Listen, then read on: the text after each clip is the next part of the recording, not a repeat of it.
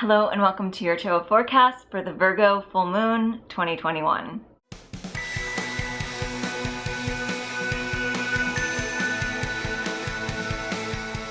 So we are going to dive into our usual routine. So if you're not familiar with that, we're going to start with a pull from two different oracle decks for the general collective. This is going to be a reading for anyone that happens upon this video on YouTube, Instagram, or sometimes Facebook. And it is going to be a reading of the general energy of the Virgo full moon and what to expect and how you can work with that energy appropriately. And then from that, we'll create a jumping off point into the extended reading, which will be over on my Patreon, patreon.com/Michelle Shea. So the Patreon is where I do a full dive into multiple tarot cards on the topic that we kind of open up during the oracle cards. So if the oracle cards resonate for you, if it sounds like it's a situation that you're going through, the extended reading is probably going to be for you as well. So that's a good sign as to whether or not you're being called over to my Patreon. It's not for everyone and it's not for everyone every month, but if this reading resonates for you and it sounds like it's talking about your situation, then maybe the information over on the Patreon this month is also for you. And the monthly mystics not only get access to these extended readings, they also get access to the things that the lower level get access to, which is the weekly pick a card readings and the monthly tarot scopes, and they get access to our monthly full moon live tarot reading events. They usually happen the Sunday after the full moon, schedule depending, and ours is coming up this weekend. So if you join now for this extended reading, you also get access to the information for the full moon live event. If you don't want to join the Patreon, but you do want to get your questions answered live at the full moon event, there are also tickets available for a single time purchase down below. So without further ado, we're going to dive into our cards. And as always, we're going to start with the Total Betty Goddess deck, which is a deck of my creation of 90s icons playing many different goddesses. If you are into the 90s nostalgia movement, this is definitely something for you. I'm super proud of this deck and it's over at michelleshaywalker.com. You can also find it over on Etsy, but it might be a better deal over on michelleshaywalker.com. So feel free to head over there and check out not only the deck, but the coloring guidebook as well. And you'll get your dose of 90s nostalgia and a little bit of insight whenever you get to shuffle up these cards. And speaking of which, shuffling up the cards now, we're going to figure out what goddess has something to say to us for this Virgo full moon. So our Total Betty Goddess of this month is Nemesis, played by Topanga from Boy Meets World. So this goddess on this particular month is speaking to us about balance and about the balance of karma and right and wrong. And it's also telling us that it's not actually going to be your mission to figure out who's right and who's wrong and who gets their karma. It's your mission to figure out what's right and what's wrong for you and let others have a separate meaning for what that is. So this is definitely a card that is telling you to kind of keep your eyes on your own paper and let others do what they want to do and you focus on what you're going to do. And things will eventually sort themselves out. This also might mean that people are going to be coming in or out of your lives because they're not resonating with your current vibration, and that's okay. And the more that you can let that energy sort of flow and be malleable without getting your feelings hurt and without holding resentments to those around you, the more that you allow for the people that serve you to come on into your life and float out of your life and maybe even come back into your life later because you haven't created some big drama about when they exited the first time.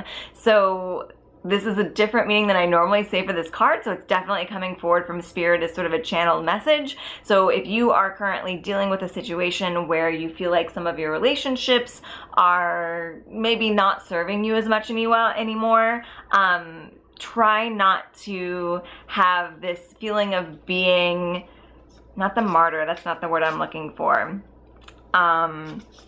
Don't let yourself be feeling like you are the victim is what I'm looking for. So don't be the victim in the situation, and that doesn't mean like to stand up for yourself, or I mean sometimes it means to stand up for yourself when you're not going to be the victim, but in this particular case it's not like, hey, fight back, don't be the victim. It's don't let yourself see yourself as the victim. And the more that you kind of just allow it to be whatever it is and forgive both yourself and the other person for not being in the same vibration, and let something be held loosely, the more beautifully you're going to find that these relationships can come in and out of your life without as much drama. So it's a really great sign of being sort of more mature within your relationship scope whenever you don't take it as a personal attack when someone is no longer resonating for you as far as friendship or relationships go. So with that in mind, we're going to pull 3 cards from the Wild Unknowns Animal Spirit deck to clarify this message, to kind of show us what the energy moving in from this before this full moon is, what the energy of this full moon is bringing in, and what the energy after this full moon is going to look like. So a little past, present, future spread. And we're going to dive in. The past is the stingray. The present for this full moon is the deer. And the future is the moth. Okay, so this actually works really well for what our goddess card was telling us, of course, because that's the way that cards work, is they play well together, because that's how synchronicity works. So our past card of the stingray is really coming in with a message that we are coming out of a place where we're sort of transitioning, and we are being a little more malleable, and we are flowing from one situation to the next. So it is a feeling of not wanting to get stuck in old patterns and to transform yourself into something new. So this makes a lot of sense in that you are shifting your priorities, you're shifting your life goals, and it's going to be something different than what the people around you expect from you. And so that might be what's causing a little bit of upset within these relationships, in that your friends or your family might be looking at you and being like, hey, you're not the person that you used to be anymore. But you're like, well, that's a good thing. I've grown, I've changed, I'm more of who I'm supposed to be now. And for them, it's kind of messing with their sense of comfort, because they wanted to be able to rely on you to be a certain person or to be a certain thing to them. And so they might be feeling a little bit hurt by the fact that you are changing, and you might be feeling hurt by the fact that they don't want you to change. And so this is just a sign to kind of let these relationships sort of dissolve or separate for a little bit, so that everyone can kind of regroup and can just figure out who they are now and figure out where they want the relationships to go. And maybe that means that it comes back together eventually, maybe it doesn't, but the point is that you both need space to grow and change, and you can't do it within the expectations that each of you has for one another. So this is a beautiful time to be moving out of the old and into the new, to be transforming yourself into a more authentic version of yourself, which sometimes feels a little uncomfortable, but it's definitely a feeling of just keep moving forward. And that's what we've just come out of with this recent past. And you might even still be experiencing that right now. And then with the full moon moving in with the deer energy, this is just really telling us to have compassion.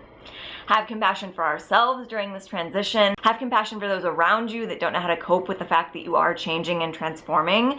And just kind of let yourself have a little moment of peace. It doesn't mean that there's not still things shifting.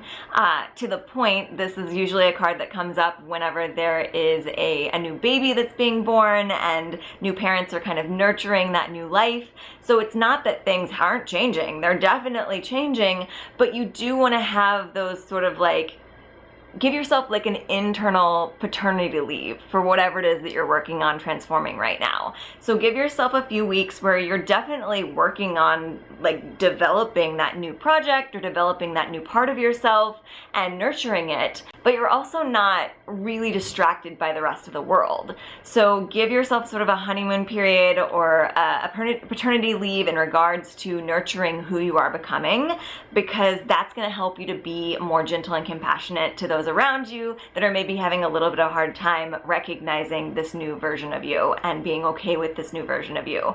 So compassion is the key for this Virgo full moon. And I can tell you right now that what's coming through is that compassion is going to definitely come about easier if you're developing a really good routine. Because Virgo is all about organization and being in sort of a schedule and a routine and having a planner and having an agenda for yourself. And so the more that you can schedule time to check in with yourself, to meditate, to journal, to have that sort of moment to recognize who you are in this moment on a day-to-day basis, the more that you're going to be able to be compassionate with yourself and with others. So if you feel like you're ever in flux and you're like, oh, I'm just getting stressed out by everyone around me, or I'm getting annoyed, or I'm getting anxious, definitely ask yourself if you have any routines in place that are helping you connect to that inner version of you and get back to those practices. So moving on to the future from this full moon, we are going into the moth energy. And the moth energy is a very interesting energy because, like the butterfly, it's very transformative. It's coming out of a cocoon and becoming something new.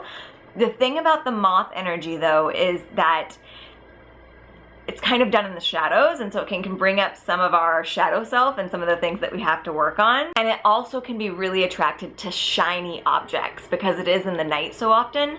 So like the moth to the flame, the one warning that I have for the future of this situation is to recognize that even though you're transforming into something new and you're going towards this new goal, you shouldn't expect it to be sort of like a holy grail that's going to fix everything in your life and make everything transform. There's still going to be work at play when it comes to making this transition and making this transformation.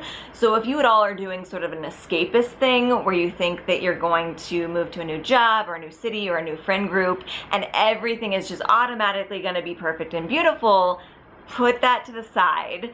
It's not that it's not going to be awesome, but there's still going to be work involved. So don't let yourself over fantasize this new beginning. Let yourself really look again at the Virgo aspects of day-to-day routine. So if you are thinking about getting a new job, kind of sit down with yourself, and anytime you start to get overly fantastical with your views of what this new job is going to do for changing your entire life, I want you to sit down and figure out what the day-to-day is going to look like. What are the minute details of that new job and that new life looking like? And don't just think of like the really fun, amazing stuff. Like maybe you get a new job that you are going to be traveling a lot. Like don't think of the glamorous aspects of the job. I mean, do think of the glamorous aspects of the job, but don't just think of the glamorous aspects. Let yourself get down and be like, okay, well, if I am traveling a lot, then I'm going to wake up early for these flights and I'm going to be a little tired, but it's going to be fine because I'm going to get there and I'm going to really enjoy the new view and the new setting. And really break down whatever this new version of you is going to be doing on a day-by-day, hour-by-hour, and minute-by-minute basis, and make sure that in that future vision you're planning in these spiritual practices that you're using now in the deer energy to connect to yourself, because you're going to need them just as much then in the future as you do now during the transition. So I really recommend a journaling exercise of being like, okay, this is the new version of me, this is the new version of my life, and this is what a day in the life is going to look like, and chart out like you would on an agenda in your calendar. What does hour 1 of the day look? What does hour 2 of the day look like? What are you doing from a minute-to-minute basis? And also, how does it feel? And try to manifest that minute-by-minute feeling. And this will help you to avoid too much of the shiny object syndrome, because you will be breaking down the sort of mundane details of that life. It will also help you manifest it faster, because it's basically a scripting exercise. And the more that you can get really, really, really clear about the details of this new life that you're calling in, the more the universe is like, cool, you checked all the auto order form boxes and now we know exactly what to send you. So this is exciting. I'm very excited by these cards, and I'm excited to see what our tarot cards have to say for us as well.